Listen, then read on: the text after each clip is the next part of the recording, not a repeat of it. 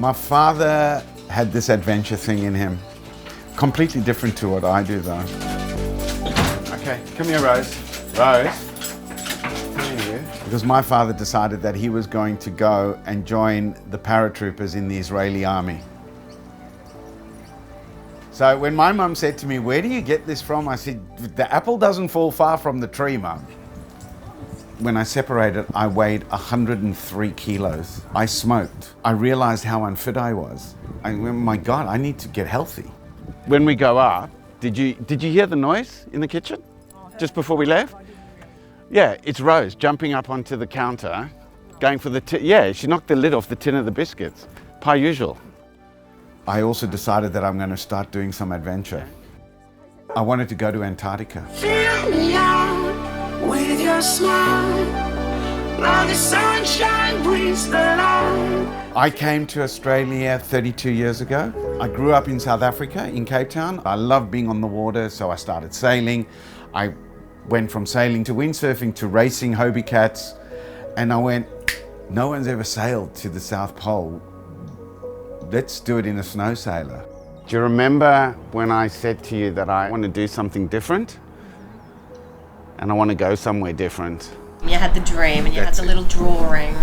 Ah, you remember the drawing? I do remember the drawing. Excellent. Yeah. And so I came up with this drawing. It's well over-engineered for what I wanted to do, but man, it looked sexy and it was like something out of a James Bond movie. So I went, oh, dang, we'll just build this. I took my drawing and I went and saw Daniel at All Metal Fabrications, and over 8 weeks of working together, they built exactly what I wanted. Yeah. And that's where I think... Adrian. Yeah, well, I was trying to think this morning how I first heard about it, and You sent me an email and said, and the email was... I think I just said, "Hi Charles, my name is blah blah blah. Yeah. I hear you doing this cool thing. Any chance of being involved?" Something like that. I do now believe that we can certainly go up with our sail size. There's absolutely no question with that. Another 2-3 square meters on each one will be really good. I realized we were in trouble at Falls Creek. I put a harness on To drag it. to drag it. And I was dragging it on a decline and I still couldn't move it. I brought it back and I reworked it by removing the cockpit and just using the shell and making it lower to the ground. That unit was actually the unit that accompanied me to Antarctica.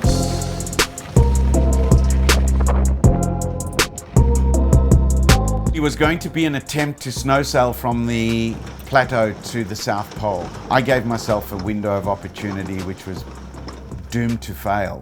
When we got there, believe it or not, the world's windiest place had no wind for 4 days.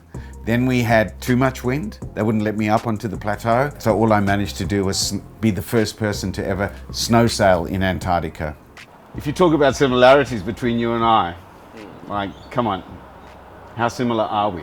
Very similar in terms of a sales process. People out there have these options where they have an ability to inspire others.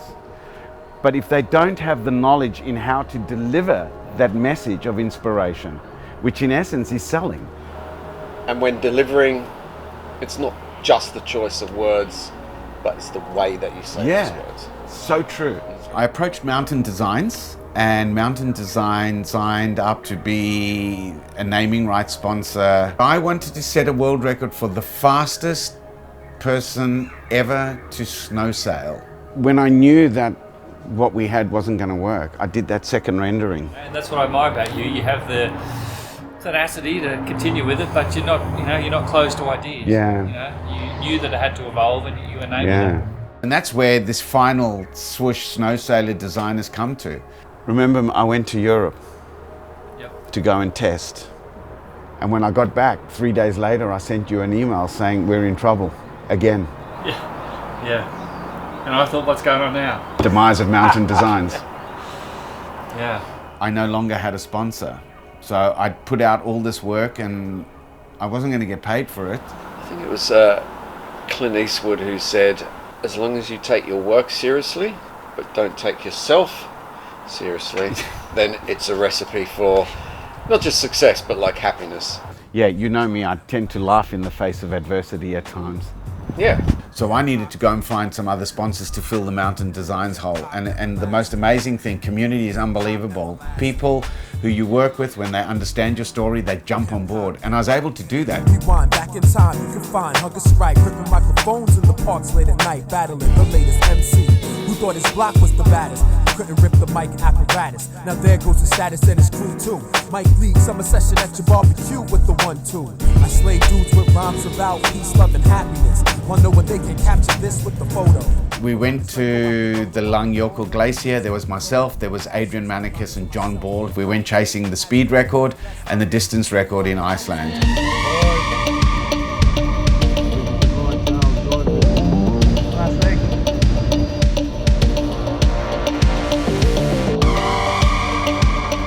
We made it.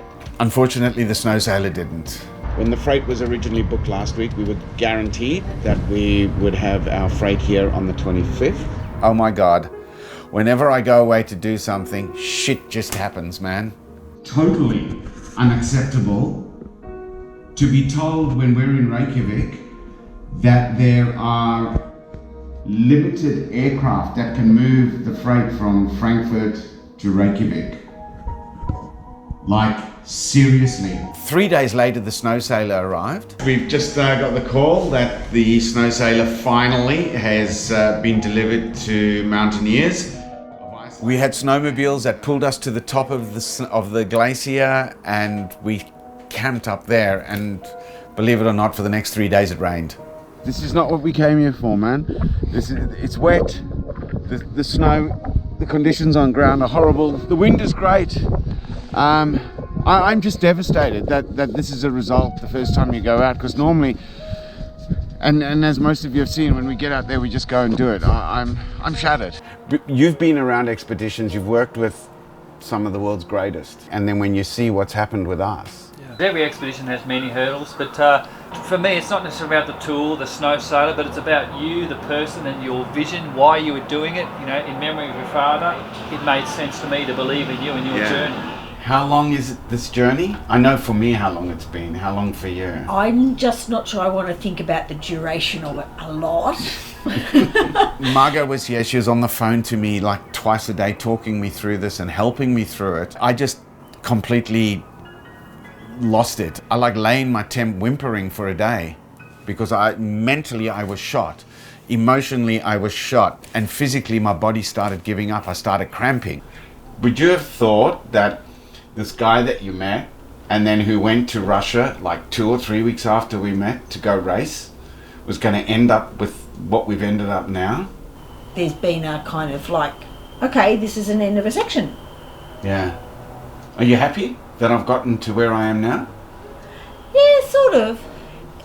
Bit sad too. Yeah? I don't know. I kind of like the testing part. I kind of like Cool.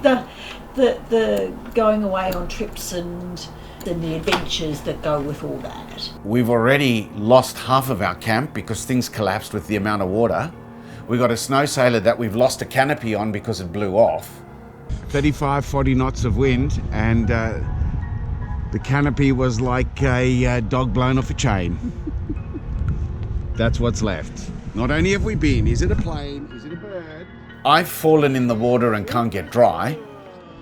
We decided that we would go down to their base camp. What are your thoughts on crazy people like us? Or not, we're not crazy, we're just dreamers more than anything. I don't think you're crazy. I think that you're making a dream come true, and that takes work, and it takes crazy, and it takes passion, and it takes all of those things that you need to be able to make a dream reality. We were watching the weather, and it was telling us that the winds were going to be in a perfect direction at a perfect wind speed from 2 a.m. in the morning. We kind of went to sleep, and we woke up at 2 a.m. and we drove ourselves up onto the glacier. But without a canopy and not being as aerodynamic as we could be, it wasn't what I wanted to do. So I came back from that, again, proud of what we'd achieved, proud that this thing works, but I wasn't satisfied. The beauty is in the struggle. Yeah. When you look back on it, the things that actually make you smile about the success is the struggle of it. Yeah. I came home and I got a phone call. Tourism Finland are looking for some people to do some stuff that's really different. That's all I needed. This time I knew what to expect. I was incredibly confident that I would do it, but I got to tell you, like day 1, no wind. Day 2, no wind. Day 3, little bit of wind. But day 4, it's like, hang on a second. Is this happening all over again? Like if we could get the right people involved, then we don't have to hire vans, drive things around and have you standing in the cold for 8 hours. In the snow until my feet were dropping off. Filming the snow sailor. Yeah, but the wind only came up at 3 o'clock, so we had to have you standing there all this time ready with the camera. I did survive only just, but my temper did run out slightly because I was frozen then from the top to the bottom. Yeah. We chased wind all day because we knew it was happening. So I was riding and I was getting things going, and then we go, oh, we could go better, we could go better, we could go better. And the last ride of the day was the fastest that we'd ever gotten to. And I knew it when I did it because the whole thing felt different. The wind was coming across my left shoulder. It was just perfect. I could feel the wind increasing in the sail. I've sailed across the top lake, and then there's this decline of about 4 or 5 degrees to the next lake. I had no control in the sail, so I was traveling faster than the apparent wind, and then when I hit that next lake, I hit like a bump, and I remember going airborne. And I went, yes, this is the one. And when I eventually stopped, I had Vilja shouting in my ear about being a madman, and I synced my watch straight to my phone and given me the fact that I'd gotten to 61.4 kilometers an hour in 700 odd meters that I rode in, and I'd managed to hold the time for more than 4 seconds, and to me that was it. Maybe we could both learn how to paraglide.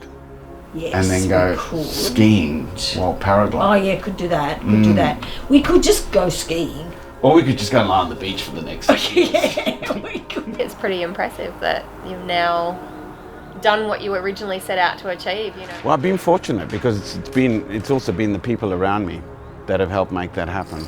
If you surround yourself with positive people that not necessarily guide you, but they're there when you get stuck, you can do anything. If you put your mind to it, and if you focus on the goal, you can achieve it.